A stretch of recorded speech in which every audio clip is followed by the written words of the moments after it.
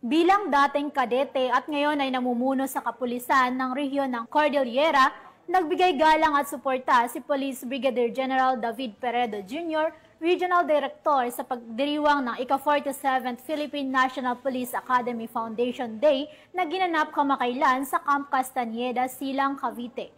Police Master Sergeant Lenny Valerio sa balita.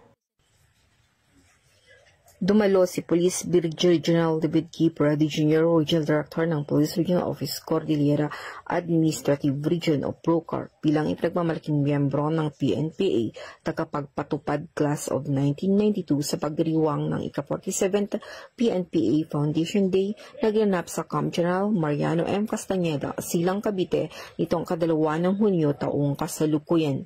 Sa temang Moving Forward to Sustain Academic Excellence for Future Public Servants, ang selebrasyon ay minarkahan ng halos 5 dekada ng hindi natitinag na pangako ng PNPA sa paggawa ng mga pinunong may prinsipyo. Ang kaganapan ay pinamunuan ni Police General Nicolas D. Torre III, hepe ng Pambansang Pulisya ng Pilipinas, na nagsilbing panauhing pandangal at tagapagsalita.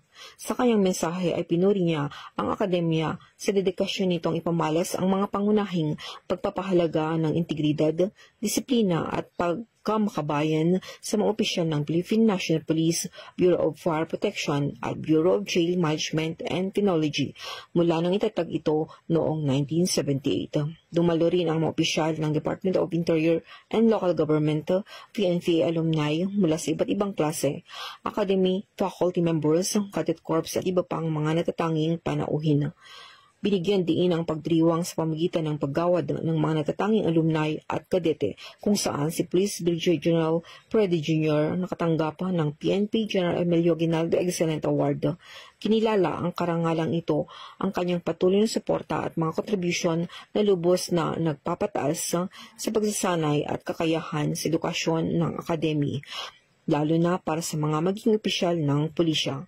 Itinampok din ang kaganapan ang isang tradisyonal na pass and review na isinasagawa ng PNPA Cadet Corps at isang pagpupugay sa mga founder ng academy at kilalang nagtapos. Mula dito sa La Trinidad Benguet, Rihon ng Cordillera, ito ang iyong PNN Correspondent, Police Master Sergeant Lenny Valerio, alagad ng batas, tagataguyod ng Balitang Pulis.